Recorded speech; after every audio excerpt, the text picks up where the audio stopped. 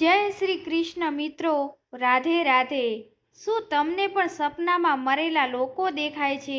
કોઈને તેમના સ્વર્ગવાસી પિતાશ્રી સપનામાં દર્શન આપે છે, તો કોઈને તેમની મૃત માતાના દર્શન થાય છે। કદાચ તમે પણ સપનામાં તમારા સ્વર્ગવાસી પરિજનોને જોયા હશે, પણ સવારે ઉઠ્યા પછી તમે તે સપનાને અવગણો છો। શું ક્યારે તમારા મનમાં એવો વિચાર આવ્યો છે કે તમને આવું સપનું કેમ આવ્યું? મિત્રો, શું તમે જાણો છો કે જો સપનામાં સ્વર્ગવાસી પરિજનો દર્શન આપે તો તે મહત્વપૂર્ણ સંકેતો લાવે છે। સપનામાં મૃત્યુ પામેલા પરિજનનું દર્શન થવું એક સામાન્ય બાબત નથી। તેના પાછળ એક ઊંડું રહસ્ય છુપાયેલું છે, જેનું વર્ણન આપણા પુરાણોમાં કરવામાં આવ્યું છે। આજે અમે તમને એ જ મહત્વપૂર્ણ સંકેતો વિશે જણાવવા જઈ રહ્યા છીએ। તેથી આ વિડિયાને પૂરો જરૂરથી જોજો, કારણ કે અધૂરું જ્ઞાન હાનિકારક થઈ શકે છે। આ કથાના માધ્યમથી તમને સમજ પડશે કે સપનામાં સ્વર્ગવાસી લોકોના દર્શનનો શું અર્થ હોય છે। જો સપનામાં સ્વર્ગવાસી લોકો દેખાય તો તે ખૂબ જ મહત્વપૂર્ણ સંકેતો આપે છે। મિત્રો, કથા શરૂ કરતા પહેલા તમારી પાસેથી એક વિનંતી છે કે તમે આ વિડીયોને લાઈક અવશ્યથી કરો અને કોમેન્ટમાં જય શ્રી કૃષ્ણ જરૂરથી લખજો। આ કથા સાંભળતા જ પિતૃઓની કૃપા પ્રાપ્ત થાય છે। આવો કથા સાંભળીએ। મિત્રો, એકવાર દેવર્ષિ નારદ યમરાજને મળવા માટે યમલોક જાય છે। યમરાજ દેવર્ષિ નારદનું ખૂબ પ્રેમથી આદર અને સ્વાગત કરે છે અને તેમને પ્રણામ કરતા પૂછે છે, હે દેવર્ષિ, યમપુરીમાં તમારું સ્વાગત છે। તમારા દર્શનથી હું આજે ધન્ય થયો અને તમારા ચરણ પડવાથી યમપુરીની શોભા વધારાઈ છે। આ રીતે યમરાજના દ્વારા સ્વાગત થવા પર દેવર્ષિ નારદ પ્રસન્ન થાય છે અને યમરાજને પણ પ્રણામ કરે છે અને કહે છે, હે મૃત્યુના દેવતા યમરાજ, તમને પણ મારો પ્રણામ છે। તમારા આદર સત્કારથી અમે અત્યંત પ્રસન્ન છીએ। ત્યારબાદ યમરાજ નારદજીને કહે છે, હે દેવર્ષિ, આજે તમારું યમલોકમાં આવવાનું શું કારણ છે? નક્કી જ તમે કોઈ મહત્વપૂર્ણ કાર્ય અથવા કોઈ મહત્વપૂર્ણ સમાચાર લઈને આવ્યા હશો, અથવા આપણે કોઈ ભૂલ કરી હશે। કૃપા કરીને જણાવો, હું તમારી શું સેવા કરી શકું? ત્યારે દેવર્ષિ નારદ કહે છે, હે ધર્મરાજ, તમે તો મૃત્યુ અને ન્યાયના દેવતા છો। તમે ત્રણેય લોકના તમામ જીવિત અને મૃત પ્રાણીઓના હિસાબ કિતાબ રાખો છો। તમને સમસ્ત ચરાચરના ભૂતકાળ અને ભવિષ્યનું પણ જ્ઞાન છે। આ માટે જ હું તમારી પાસે કેટલીક શંકા લઈને આવ્યો છું, જેને દૂર કરવાની કૃપા કરો। પછી યમરાજ કહે છે, હે દેવર્ષિ, તમે સાચું કહો છો, પરંતુ તમારા મનની વાત જાણવી અમારાથી અશક્ય છે। તમે તો ત્રણેય લોકની ખબર રાખો છો। તમે ભગવાન વિષ્ણુના સૌથી પ્રિય ભક્ત છો અને તમને તમામ શાસ્ત્રોનું જ્ઞાન છે। હે યમરાજ, હું પૃથ્વી લોકનો પ્રવાસ કરીને આવ્યો છું। મેં પિશાચ, પ્રેત, કુષ્માંડ, વેતાળ, ચુડેલ, પિશાચિની જેવા વિવિધ પ્રકારની ઘણી વિચિત્ર વસ્તુઓ જોઈ છે, જે જંગલમાં રહે છે। સાથે જ મેં જોયું છે કે આ બધી દુષ્ટ શક્તિઓ મનુષ્યોને પરેશાન કરે છે, તેમને દુઃખ આપે છે। આનું શું કારણ છે? આ બધી બુરી શક્તિઓ મનુષ્યોને શા માટે પરેશાન કરે છે? અને મારા મનમાં એક બીજો પણ પ્રશ્ન છે કે મનુષ્ય ઘણીવાર તેના સપનામાં પોતાના પૂર્વજોને જોવે છે, તો તેનો શું અર્થ હોય છે? સપનામાં મરેલા લોકો દર્શન આપે છે, તેનો શું અર્થ છે? અને તે માનવ જાતિને શું સંકેત આપે છે? હું સમગ્ર માનવ જાતિના કલ્યાણ માટે આ પ્રશ્નોના ઉત્તર જાણવા તમારે ત્યાં આવ્યો છું। નારદજીના પ્રશ્નો સાંભળીને યમરાજ કહે છે, હે દેવર્ષિ, તમે સમગ્ર માનવ જાતિના કલ્યાણ માટે યોગ્ય પ્રશ્નો પૂછ્યા છે। હું તમને આ બધા પ્રશ્નોના ઉત્તર જરૂર આપું છું, પરંતુ તે પહેલા હું તમને એક અત્યંત પવિત્ર કથા સંભળાવું છું. આ કથામાં તમને તમામ પ્રશ્નોના જવાબ મળી જશે. તમે આ કથા ધ્યાનથી અવશ્ય સાંભળો. જે કોઈ પણ મનુષ્ય આ કથાનું શ્રવણ કરે છે તેના 32 અપરાધોને હું માફ કરી દઉં છું. એક સમયની વાત છે. મધ્ય દેશમાં એક અત્યંત સુંદર નગરી હતી, જ્યાં એક શેઠ તેના 4 ભાઈઓ સાથે રહેતો હતો. તે શેઠનું નામ ધર્મપાળ હતું અને તેના 4 ભાઈઓનું નામ હતું સુમન, નંદન, વીરચંદ અને વિભાન. શેઠ અને તેના ભાઈઓનું લગ્ન થઈ ચૂક્યું હતું અને તેઓ બધા એકબીજાની સાથે સ્નેહપૂર્વક રહેતા હતા. શેઠ પાસે કોઈ પણ વસ્તુની કમી ન હતી. તે અને તેના ભાઈઓ ખૂબ જ મહેનતુ હતા અને મળીને વેપાર અને ખેતી કરતા હતા. આખી નગરીમાં શેઠ જેટલો ધનિક કોઈ નહોતો.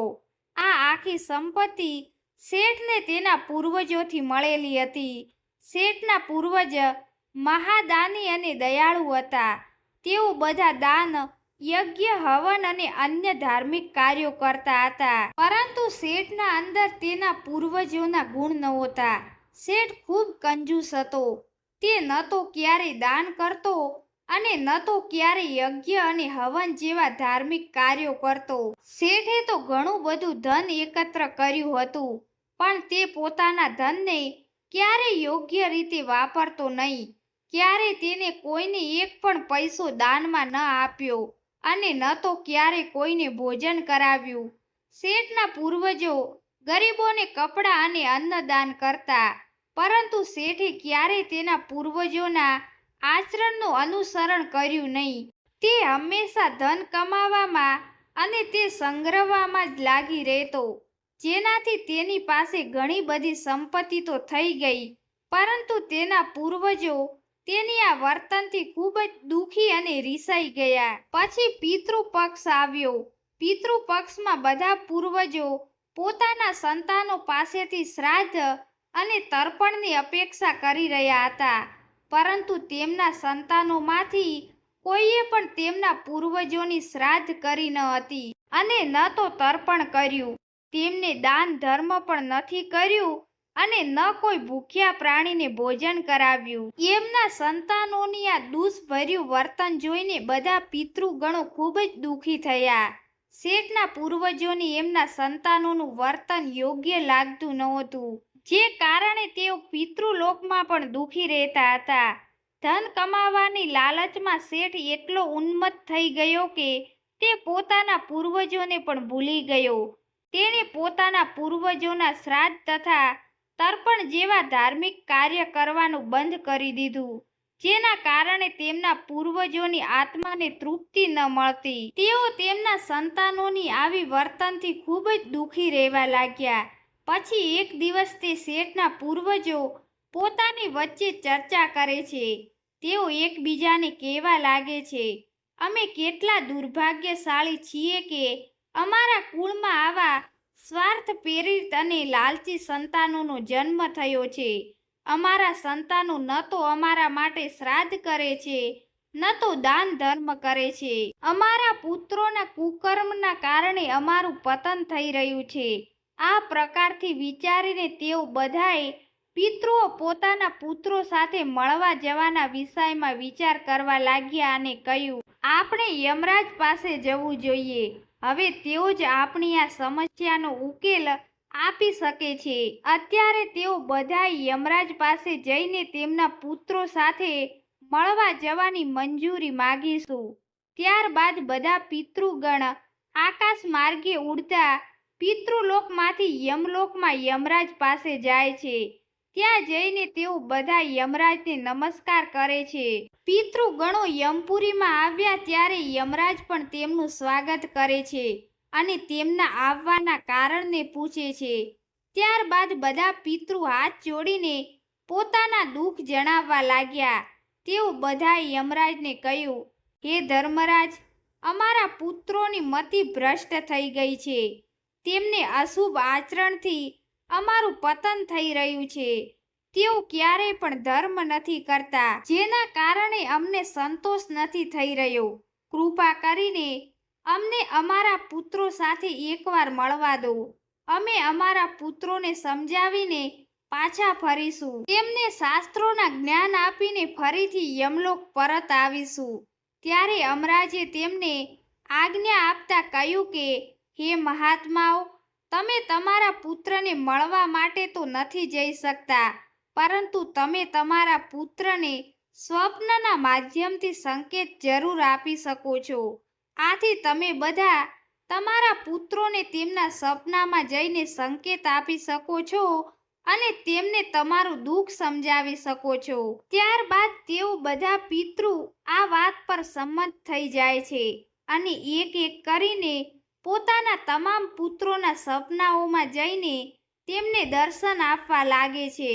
સૌથી પહેલા તેઓ પોતાના મોટા પુત્ર એટલે કે તે શેઠ ધર્મના સપનામાં દર્શન આપે છે, તેને સંકેત આપે છે, પરંતુ તેમને મોટો પુત્ર તેમના સંકેતોને સમજતો નથી. બીજે દિવસે જાગવા પર તે સપનાને ભૂલી જાય છે અને પોતાના પિતૃઓ દ્વારા આપવામાં આવેલ સંકેતોને પણ નજરઅંદાજ કરે છે.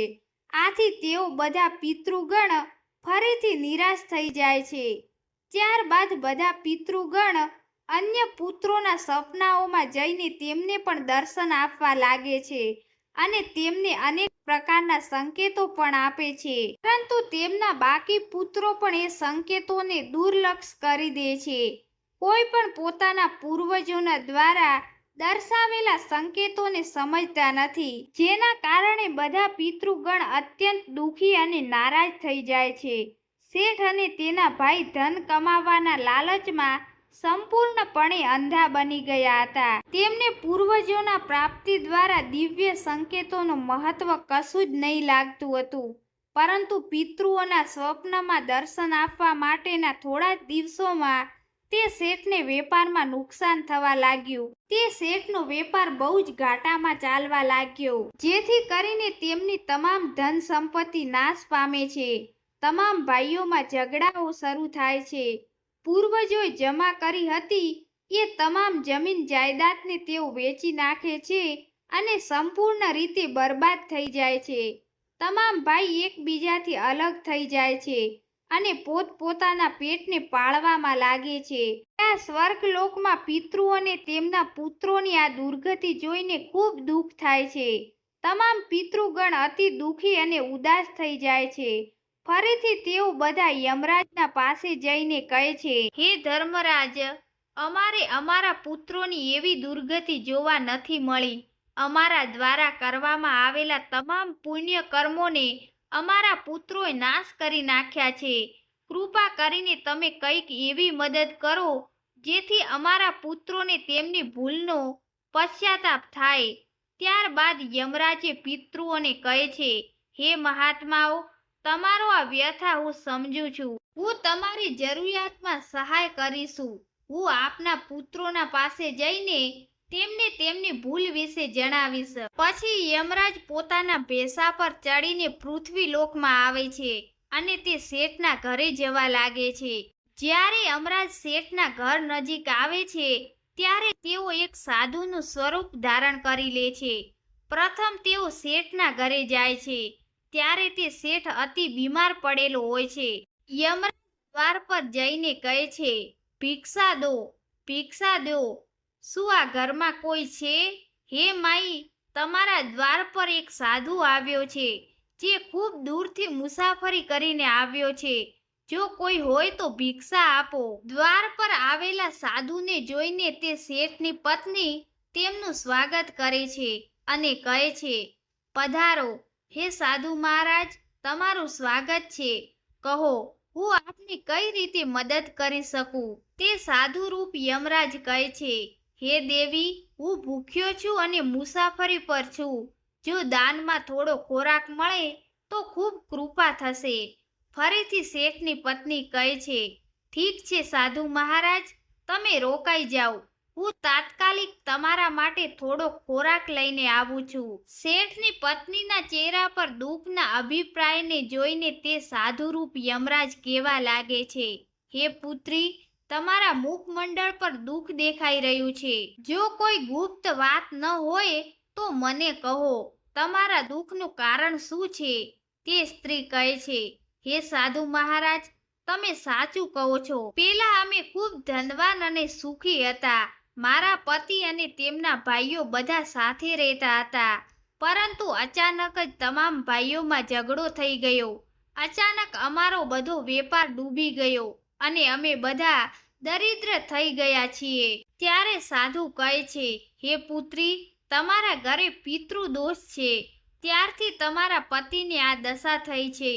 તમારા પતિના કર્મોના કારણે તેમના પૂર્વજ રોષિત થયા છે. સાધુની વાત સાંભળી શેઠ ત્યાં આવી જાય છે અને સાધુને પૂછવા લાગે છે, હે સાધુ મહારાજ, કૃપા કરીને મને જણાવો, મેં કયું પાપ કર્યું છે કે મારું બધું બરબાદ થઈ ગયું? મારા ભાઈઓ પણ મને છોડીને ગયા અને હું બીમાર પડી ગયો. ત્યારે સાધુ કહે છે, હે પુત્ર, તું તારા પૂર્વજોને રોષિત કર્યો છે. તમારા પૂર્વજોએ જે સંપત્તિ અને પુણ્ય કમાયા હતા તે તું અને તારા ભાઈઓએ નાશ કરી દીધું છે. આ જ કારણે તારી આ દુર્ગતિ થઈ છે. તું અને તારા ભાઈઓએ તમારા પિતૃઓનું શ્રાદ્ધ નથી કર્યું, તેમનું તર્પણ નથી કર્યું. આ જ કારણે તારા બધા પૂર્વજ રોષિત થયા છે. તારા પૂર્વજોએ સપનામાં આવીને તને ઘણા મહત્વપૂર્ણ સંકેતો આપ્યા હતા, પરંતુ તે એ સંકેતોને અવગણ્યા. એ જ કારણ છે કે તારો આખો વૈભવ નષ્ટ થઈ ગયો છે.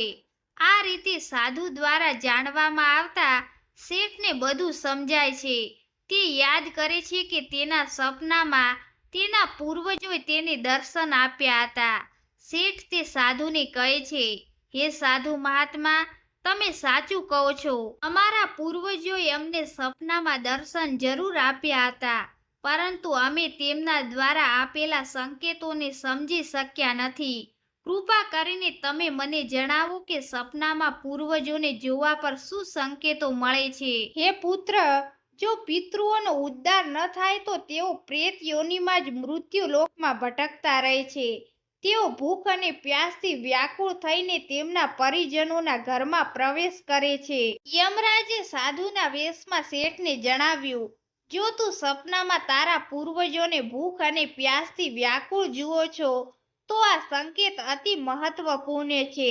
આનું તાત્પર્ય એ જ છે કે તારા પિતૃ હજુ પ્રેત યોનિમાં ભટકે છે.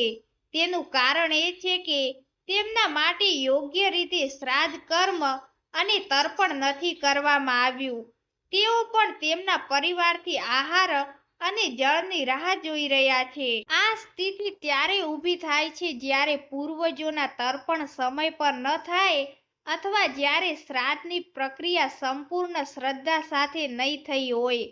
તારા પૂર્વજ સ્વપ્ન દ્વારા તેમની પીડા વ્યક્ત કરી રહ્યા છે, જેથી તું તેમના સ્થિતિને સમજી અને તેમના માટે જરૂરી ધાર્મિક અનુષ્ઠાન કરાવી શકે. આ સમસ્યાનો ઉકેલ એ છે કે તારા પિતૃ માટે વિધિપૂર્વક શ્રાદ્ધ કર્મ અને તર્પણ કરવામાં આવે. જો તને તારા સપનામાં મૃત પૂર્વજ ઝીણવટમાં બંધાયેલા દેખાય તો આ અતિ ચિંતાનો વિષય છે. આ સંકેત આ વાતનું પ્રતીક છે કે તારા પિતૃ કોઈ બંધનમાં છે અને તેમને મુક્તિ મળતી નથી. આ સ્થિતિ ત્યારે ઊભી થાય છે જ્યારે તેમના શ્રાદ્ધ અથવા તર્પણ સમય પર કરવામાં નથી આવતા અથવા તેમના માટે જરૂરી ધાર્મિક કાર્ય અધૂરા રહે છે. પછી યમરાજે ગંભીરતાથી કહ્યું, જો તારા પૂર્વજ સપનામાં મેલા અને ફાટેલા જૂના વસ્ત્રો પહેરેલા દેખાય તો આ અતિ અશુભ સંકેત છે. આ વાતનું પ્રતીક છે કે તારા પિતૃ અત્યંત દુઃખી અને પીડિત છે. તેઓ પ્રેત યોનિમાં ભટકતા રહે છે અને તેમની આત્માને શાંતિ પ્રાપ્ત નથી થઈ. આ ત્યારે થાય છે જ્યારે તેમના માટે શ્રાદ્ધ કર્મ તર્પણ અને પિંડદાન કરવામાં નથી આવતું. તેથી જ્યારે પણ આ પ્રકારના સપનો આવે ત્યારે તારા પૂર્વજોની આત્માની શાંતિ માટે પિંડદાન અને તર્પણ કરવું અનિવાર્ય છે. શેઠ સાથેની વાતચીતમાં યમરાજે સમજાવ્યું, જો તારા પૂર્વજ સપનામાં તને કંઈ માગતા દેખાય તો આ એ વાતનો સંકેત છે કે તેમની કોઈ અધૂરી ઈચ્છા બાકી રહી ગઈ છે. તેમના જીવનકાળની કોઈ અભિલાષા અધૂરી રહી ગઈ હતી જે તેમને મુક્તિ પ્રાપ્ત કરવામાં અવરોધ પેદા કરી રહી છે. એવા સપનાઓમાં જોવું મહત્વપૂર્ણ છે કે તેઓ કઈ પ્રકારની વસ્તુની માંગ કરી રહ્યા છે. તારે એ વસ્તુ અથવા તેની સમરૂપ વસ્તુનું દાન કરવું જોઈએ જેથી તેમના અધૂરા કાર્ય પૂર્ણ થઈ શકે અને તેમની આત્માને શાંતિ પ્રાપ્ત થઈ શકે. જ્યારે તેમની ઈચ્છાઓ પૂર્ણ થઈ જાય છે ત્યારે તેઓ પ્રેત યોનિથી મુક્તિ મેળવી લે છે. યમરાજે શેઠની તરફ જોઈને કહ્યું, જો સપનામાં તારા પૂર્વજ તારા માથા પર હાથ ફેરવતા દેખાય તો આ અતિ શુભ સંકેત છે. આનો અર્થ એ થાય છે કે તારા પિતૃ તારા ઉપર અત્યંત પ્રસન્ન છે અને તને પોતાના આશીર્વાદ આપી રહ્યા છે. એવા સપના આ વાતનો પ્રતીક હોય છે કે તારા જીવનમાં કંઈ સારું થવાની સંભાવના છે અને તારા પિતૃ હંમેશા તારી સાથે રહીને તારી રક્ષા કરી રહ્યા છે. યમરાજે સમજાવ્યું, જો તારા પૂર્વજ સપનામાં તારી તરફ હાથ વધારતા દેખાય તો આ અતિ શુભ સંકેત છે. આનો અર્થ એ છે કે તારા પિતૃ તારા પ્રયત્નોથી સંતોષિત છે અને તને જીવનમાં સફળતા મળશે. એવા સપના દેખાવા આ બતાવે છે કે તારા પિતૃ તારી સાથે છે અને તેઓ તારી ઉન્નતિ અને સફળતા માટે આશીર્વાદ આપી રહ્યા છે. આ પ્રકારના સપનાઓ આવતા તને એ ખાતરી કરવી જોઈએ કે તું સાચા માર્ગ પર ચાલી રહ્યો છે. યમરાજે ચિંતા કરતા વચમાં કહ્યું, જો સપનામાં તારા પૂર્વજ અચાનક અદ્રશ્ય થઈ જાય તો આ એક અશુભ સંકેત છે. એનો અર્થ એ છે કે તારા જીવનમાં કોઈ સંકટ આવનાર છે અને તને સાવચેત થવું જોઈએ. આ સપના આ વાતનો સંકેત છે કે નજીકના ભવિષ્યમાં કોઈ મોટી મુશ્કેલી તારા સમક્ષ આવી શકે છે. એવા સપનાઓથી આ પાઠ મળે છે કે આપણે માનસિક અને આધ્યાત્મિક રીતે કોઈ પણ આવનાર કષ્ટ માટે તૈયાર રહેવું જોઈએ. શેઠને વધુ ગંભીર બનીને યમરાજે કહ્યું, જો સપનામાં તારા પૂર્વજ ક્રોધિત અવસ્થામાં દેખાય તો આ એ વાતનો સંકેત છે કે તેઓ તારા તરફ રોષિત છે અને તેઓ ઈચ્છે છે કે તું આ કાર્યને બંધ કરી દે. આ એક ચેતવણી છે કે તારા કર્મમાં કોઈ કમી છે અને તને તારા માર્ગ પર વિચાર કરવો જોઈએ. આ પ્રકારના સપનાઓ આવતા તને તારા કાર્યની સમીક્ષા કરવાની જરૂર છે અને યોગ્ય માર્ગ પર ચાલવાનો પ્રયાસ કરવો જોઈએ.